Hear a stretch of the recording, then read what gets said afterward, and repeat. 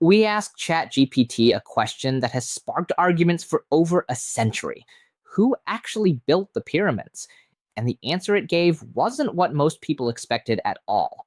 Stick with me for the next few minutes, because I'm going to walk you through exactly what the AI said, what real archaeological evidence actually shows, and why the true answer is stranger and more impressive than any conspiracy theory you've heard online. Hit subscribe, because this channel digs into real history and real evidence, without the exaggeration you'll find everywhere else. Let's start with the question itself, because it matters how you ask it. We didn't ask ChatGPT some vague, leading question designed to get a dramatic answer.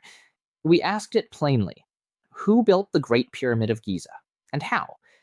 And the AI's response leaned entirely on decades of documented archaeological evidence, not speculation.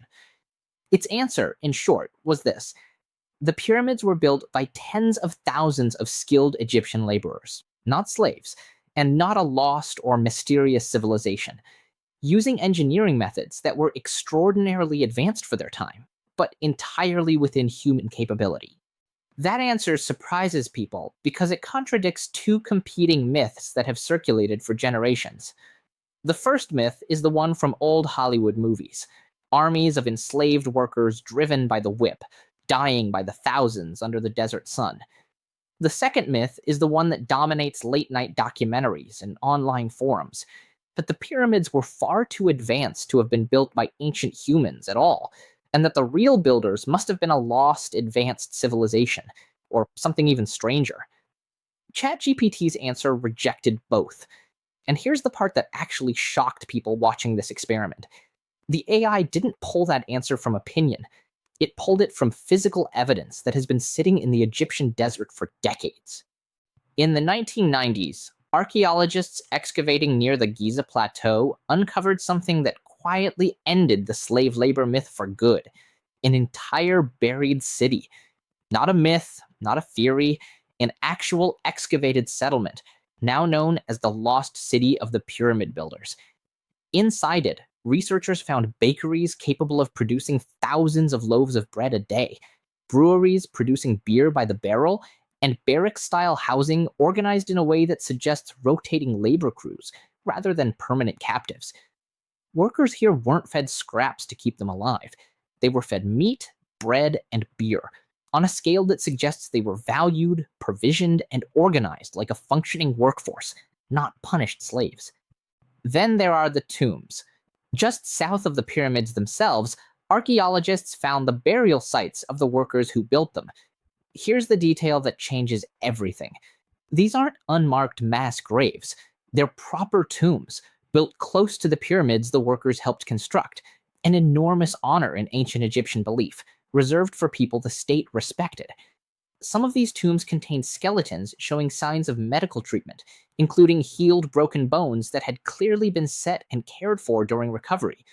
Slaves worked to death and discarded do not receive that kind of medical care. Paid, organized laborers, proud of the monument they were building, do. So if it wasn't slaves, and it wasn't a lost super civilization, how did a Bronze Age society, without a single piece of iron machinery, move blocks weighing over 2 tons each, some weighing as much as 80 tons, and stack over 2 million of them into a structure that stood as the tallest man-made object on Earth for nearly 4,000 years? This is where the actual engineering gets genuinely remarkable, and honestly, more impressive than any ancient aliens theory could ever make it.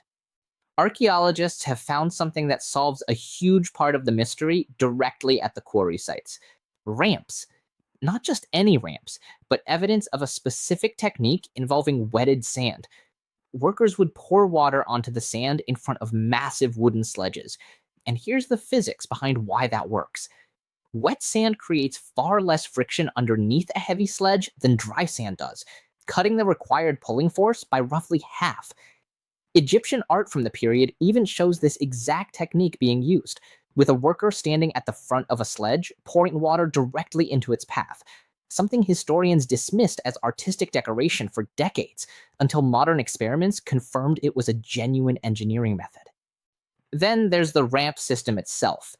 For years, the biggest debate in Egyptology wasn't whether ramps were used, but what kind. In 2018, archaeologists discovered something at a different ancient quarry that reshaped the entire debate: a steep central ramp flanked by staircases with rows of post holes on either side.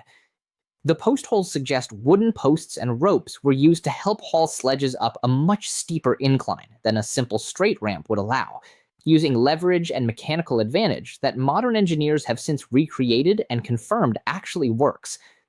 It's not glamorous. It's not aliens. It's ropes, wood, wet sand, and extraordinarily precise organization, at a scale almost nobody expected a Bronze Age society to pull off. And the precision itself is where things get genuinely eerie, in a good way. The Great Pyramid's base is level to within just a couple of centimeters, across a footprint covering more than 13 acres. Its four sides are aligned to true north, with an accuracy of within a fraction of a degree, a level of astronomical precision that still puzzles modern engineers, trying to reconstruct exactly how it was measured without modern instruments. Some researchers believe the builders used the stars themselves, tracking specific circumpolar stars that never dip below the horizon, to establish true north with almost laser-like accuracy, using nothing but sightlines and patience. Here's the detail that puts the entire timeline into perspective. The Great Pyramid was built roughly 4,500 years ago, and yet when Cleopatra was alive, closer to our own era than to the pyramid's construction, the Great Pyramid was already more ancient to her than the Roman Colosseum is to us today. Sit with that for a second. The pyramids are not just old, they are old to people we ourselves consider ancient. So when ChatGPT answered that question, it wasn't handing us a mystery-solving revelation pulled out of nowhere. It was reflecting exactly what decades of careful physical archaeology already proved: a buried city, worker tombs with medical care, wetted sand trails, post holes on ramps, and star-aligned foundations. The real answer turned out to be more human, more organized, and honestly more impressive than the myths built around it, whether that myth involves whips or spaceships.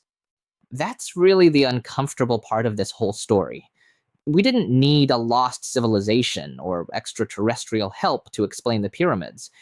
We needed to actually dig, actually study the evidence already sitting there, and stop assuming ancient people were less capable than us just because they didn't have our tools. If a Bronze Age society without a single piece of modern machinery could organize tens of thousands of workers, feed them, house them, care for their injuries, and build something that has survived 4,500 years of history, it raises a genuinely uncomfortable question about how much we still underestimate the people who came before us. If this changed how you think about the pyramids, don't scroll away without hitting that like button and subscribing. Drop a comment telling me whether you were on the slave labor side, the ancient alien side, or somewhere in between before watching this, because it genuinely helps me figure out what mystery to dig into next. Thanks for watching, and I'll see you in the next one.